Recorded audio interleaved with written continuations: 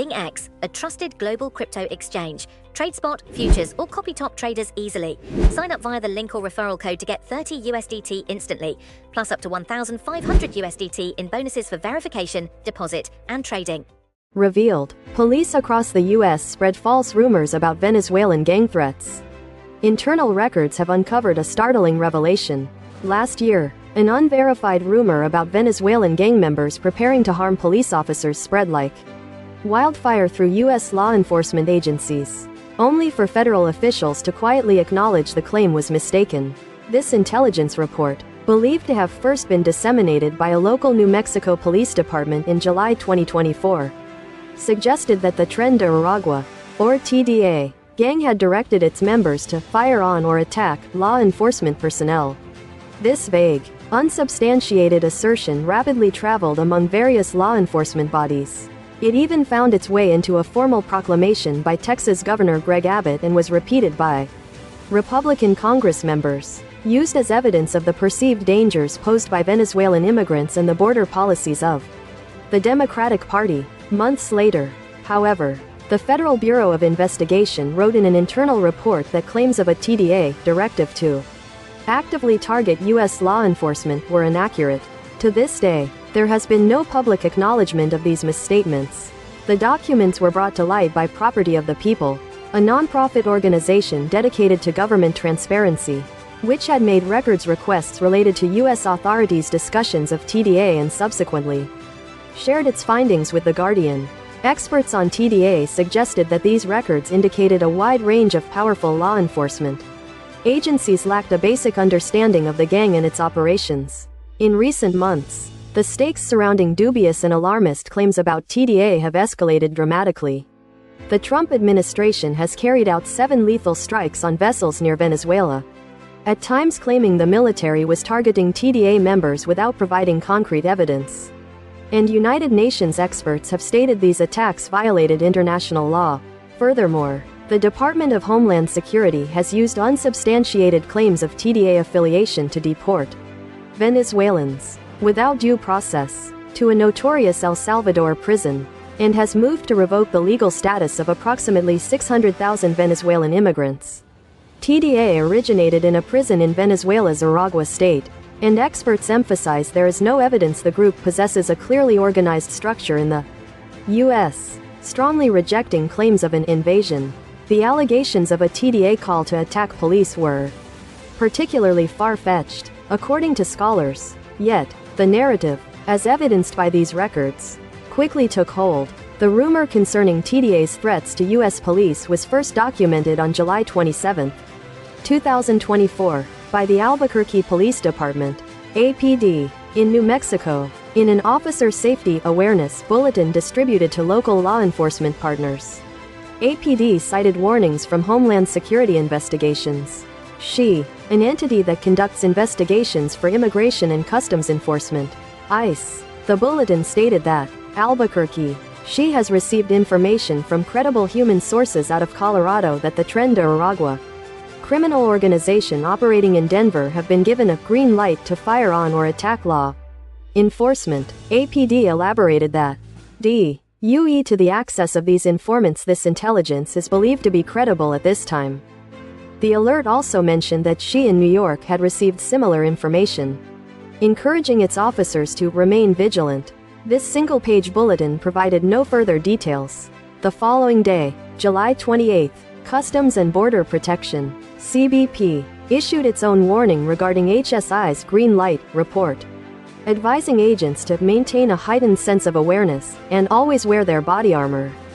This one-page alert indicated that CBP had encountered a total of approximately 26 known identified TDA members during fiscal year 2024.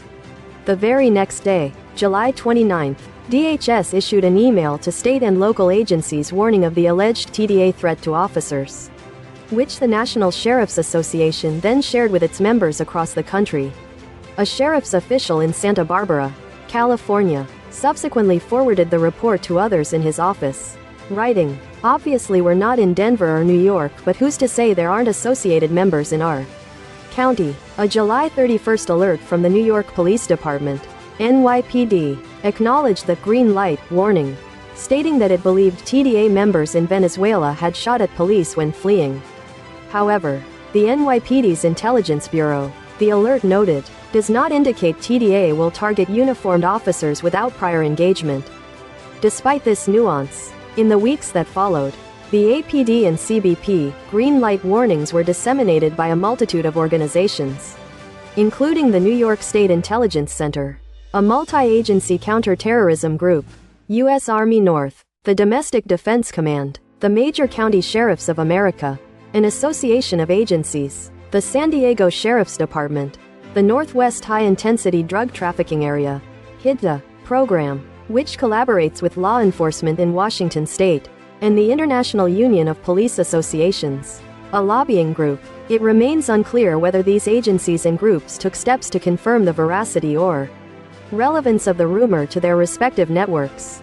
Internal emails from Washington state reveal that an analyst for the Kirkland Police Department sought to vet the info with the state's Fusion Center, a consortium of agencies. An analyst at the Fusion Center responded that the FBI was not aware of any TDA presence in Washington. A spokesperson for the Kirkland Department stated this week that the department took no further action. Gilbert Gallegos, a spokesperson for the Albuquerque Police Department, explained in an interview that APD had disseminated the green light warning to its local partners and had not intended for it to be publicly shared. His recollection was that, at the time of the bulletin, there had been a local homicide involving a Venezuelan suspect and victim. But, he added, I don't know that it had any kind of gang connection other than they were from Venezuela. Gallegos stated he was unaware of any evidence of a TDA presence in his region and that APD possessed no intelligence about potential Venezuelan gang attacks on police beyond what an HSI agent in Colorado had shared. Still, he asserted, if there was something that threatened law enforcement, we definitely wanted our officers to know about it. Conservative news outlets, including Fox News and the New York Post, along with NewsNation, reported on the alleged TDA threats, citing the Albuquerque and CBP green light memos. Texas Governor Greg Abbott, a staunch supporter of former President Trump, cited the green light to fire on law enforcement in a September 2024 state proclamation declaring TDA a terrorist organization and condemning Joe Biden's open border policies.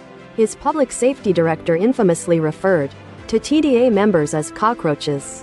Then Colorado Congressman Greg Lopez, a Republican, utilized the rumor to criticize Biden's DHS secretary, condemning calls for brazen violence against our nation's police officers and claiming DHS had chosen not to act. Senator Ted Cruz cited the green light quote in a letter to DHS, asserting that a massive increase in crime committed by Venezuelan illegal aliens is a direct result of this administration's purposeful policies.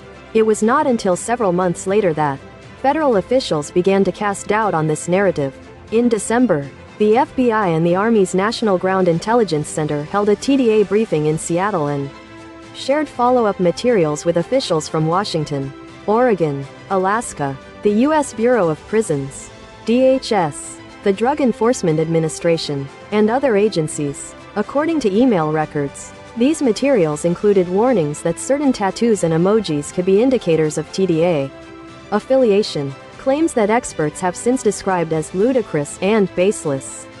In a section dedicated to officer safety, the FBI summarized TDA's history of targeting, extorting and/or recruiting law enforcement outside of the U.S. However, it then stated, despite reporting in August 2024 indicating TDA issued a green light on violence against U.S. law enforcement, it appears the order is primarily defensive in nature, rather than a directive to actively target U.S. law enforcement. The FBI did not respond to inquiries regarding these findings. Tricia McLaughlin, DHS Assistant Secretary, stated in an email, any effort by the Guardian to smear law enforcement intelligence or downplay the threat that Tren de Aragua poses to our country is disgraceful and absurd. McLaughlin further explained that last year's Be on the Lookout alert was created by local law enforcement, and out of an abundance of caution for the safety of law enforcement, Denver created a similar one. She added that Colorado officials had also publicly acknowledged the alert. Information sharing is a critical aspect of law enforcement, she said. noting that former President Trump had designated TDA a foreign terrorist organization. She concluded by stating that the President and DHS Secretary, Kristi Noem, will not allow foreign terrorist enemies to operate in our country and endanger Americans. Gallegos, the Albuquerque spokesperson, reiterated his unawareness of the FBI's correction.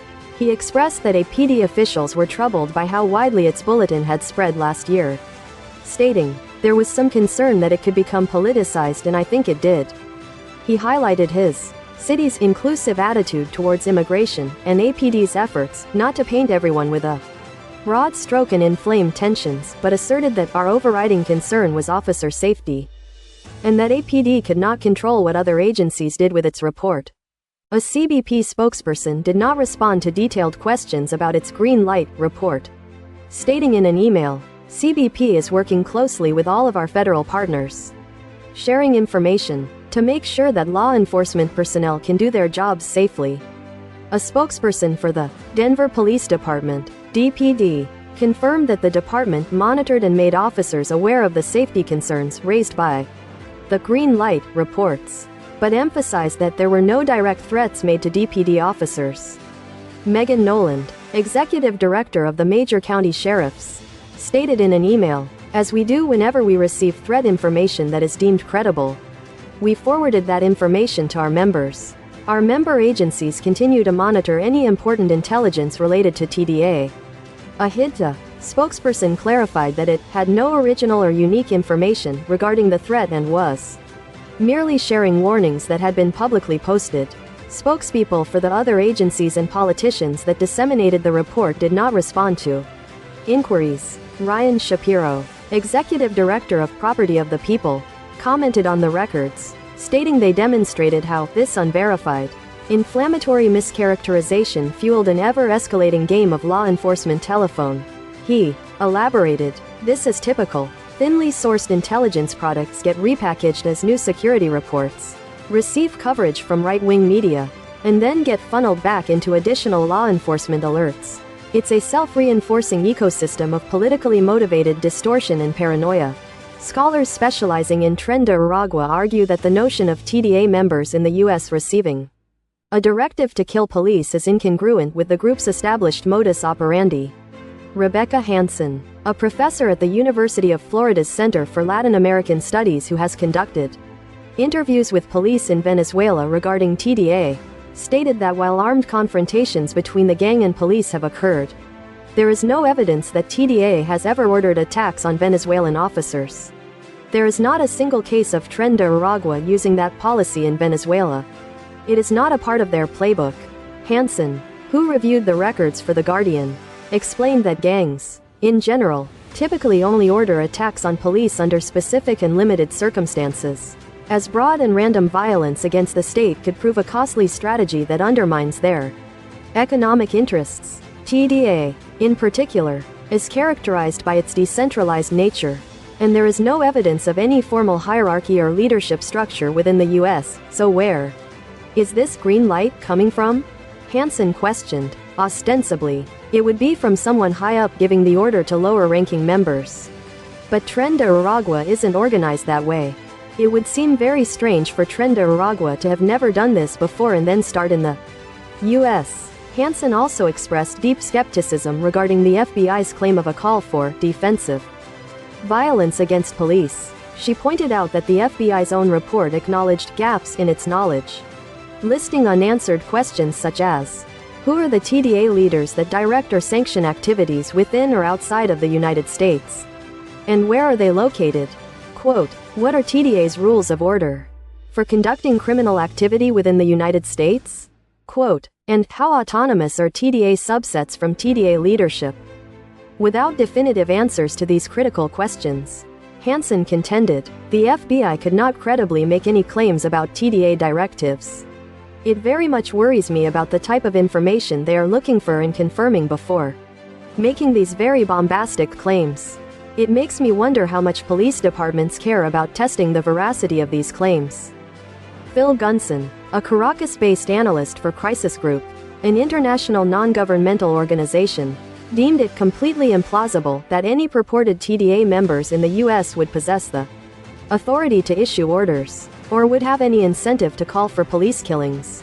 Gunson voiced concern over the impact of these exaggerated, cartoonish claims about TDA, stating, "You can trace a direct line from this narrative that bolsters the case that TDA is a nationwide terrorist organization to these clearly unlawful efforts by the Trump administration to demonize and even kill Venezuelans on the basis that they are TDA." Deep Gulasakaram, a professor of constitutional and immigration law at the University of Colorado, noted the long history of U.S. officials falsely portraying immigrant groups as criminal and violent to justify crackdowns on migration, drawing a parallel to propaganda about the dangers posed by Chinese immigrants, including claims that they threatened white women, which was used to justify the Chinese Exclusion Act in the late 1800s. It is so easy in this country to sell a story about immigrant danger, and the claims have such staying power, he remarked, adding that no study has ever credibly found a link between immigration and crime. It's amazing how fast falsehoods about non-citizens and their danger will make its way through every media channel. This dynamic, he explained, played out in Colorado last September when reports surfaced that TDA had taken over an apartment complex in the city of Aurora, claims that police officials ultimately stated were false. Despite this, former President Trump, on the campaign trail, asserted, "Venezuelans are taking over the whole town. They're taking over buildings." Lisa Martinez, a sociology professor at the University of Denver, witnessed firsthand how rumors about TDA controlling Aurora spread among her neighbors in online forums. People really bought into these tropes and the story took on a life of its own. The irony was, if one really wanted to see what was happening, you could go to Aurora and see that these activities were not happening. She expressed increasing concern about misinformation leading to racial profiling, stating, "A lot of these rumors and sentiments are false. But part of what makes it so dangerous is that it can have very real consequences for people who become afraid to go to work, to send their children to school, to live in their communities. People start to feel targeted.